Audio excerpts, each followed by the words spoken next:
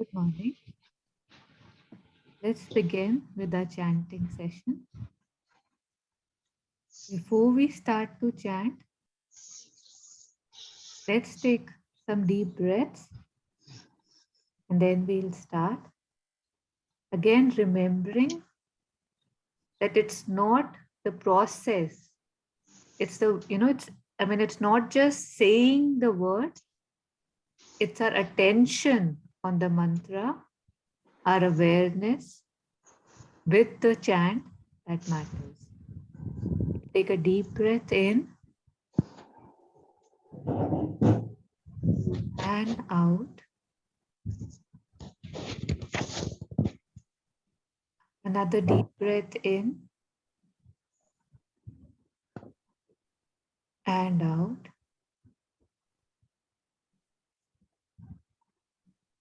Another deep breath and out.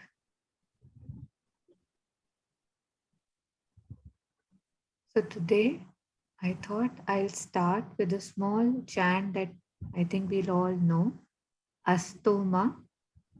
So in case you want to chant it with me, please do, and then we'll move forward. So the chant is Asatoma Satgamaya Tamsoma Jyotirgamaya Mrityoma Amritam Gamaya. Oh. So this is like a small prayer before we begin. So here we are saying, we are praying to the divine that Asatoma Satgamaya. Take me from false to the truth. And then Tamsoma Jyotirgamaya. So take me from darkness to light. And then Mrityoma Amritam Gamaya. So take me from mortality to immortality. So the chant Asatoma Satgamaya. Take me, O Divine Mother, from the false to the truth, within me and outside of me. In the second line, Tamasoma Jyotirgamaya. So take me from darkness, from inertia, from laziness to the light. And the last line, Mrityoma Amritam Gamaya. So there is something in me which dies, and we all know that the body dies. So take me from the body consciousness, from just being the body, from just knowing myself as the body, to the one in me which is immortal. So, make me feel the divinity within me, make me one with the divinity within me. So after this prayer, we will now start with a regular chanting. So, last time we had discussed about basically, how in the Upanishads, it was said that, when you gain too much knowledge, then that too can be your hurdle. That too can, make confuse you or give you arrogance. And that is why the rishis of the Vedas, of the Upanishads, had introduced a lot of Shanti mantras. So we will start now with the Om Shanti Om mantra. So I'll play that.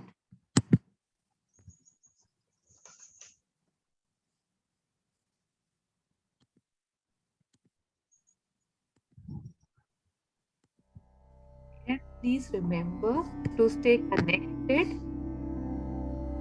We can either say it aloud or in our heart, but it's important we stay with the mantra for as long we are trying to.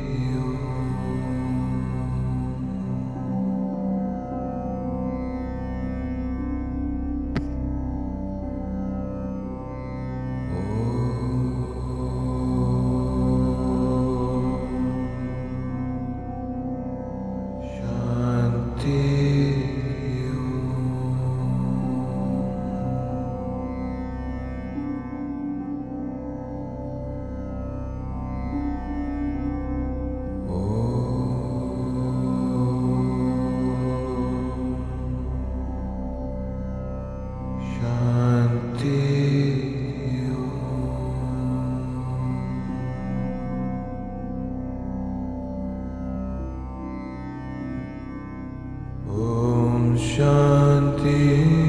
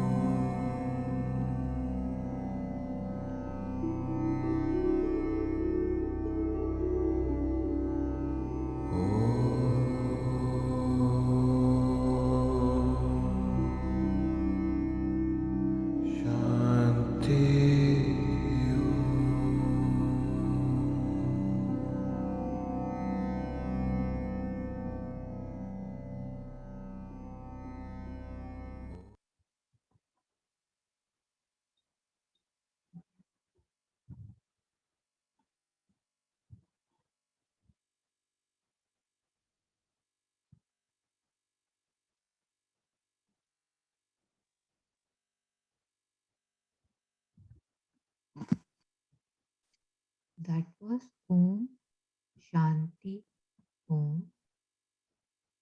And Shanti, peace, I think is the basis for everything. Because if you're not at peace, with peace, somehow everything seems difficult. Like, we cannot focus, we cannot be mindful, we can be mindful of the unpeace. But if there is no stillness or calmness inside, then things get much more difficult. So, again, in this chart, praying for the Shanti or the peace to reside in me. I mean, it resides in me already, but getting in touch with the peace in me. So they say that reciting mantras or doing jap has the ability to change your psyche, body, and soul. And we all know that the ideal minimum number, especially in the ancient, in Indian traditions, in Buddhism, it's said that one must recite a mantra 108 times. And there are so many reasons why. And the simplest one that I can always remember is that it helps to bring in harmony with the vibrations of the universe. You know how it says that, the world originated, the universe originated from the from Om, from the vibration of Om. And when we chant any mantra 108 times or any word, it has its specific, special significance. And they say it also helps in opening the crown chakra. So after this, I think we'll chant Om Mani Padme Hum. We had done it. We have been chanting it for 2-3 weeks now. So I'll pull up the chant, and just remember that chants, we have to be fully present for chants, like we have to be, fully present for meditations, because we have to become the chant. And, Mother says that once we start chanting with sincerity, first we chant the chant, and then the chant chants automatically within us. And I remember once listening to Jet Sunmala Tenzin Palmo. So when she started chanting Om Mani Padme Hum, she said that it just took her 3 days to develop a parallel consciousness. So it's like, she would be doing something, but a part of something in her would be on a parallelly just chanting Om Mani Padme Hum. Just after 3 days of conscious, effortful chanting, that consciousness developed in her. So it's not that far. It's just that, and I don't know how that happens, but mother talks about it, about this parallel consciousness, which always remembers her while the rest of us, while we are doing everything else. So I'll share the screen. In case you're not able to hear it, please do let me know.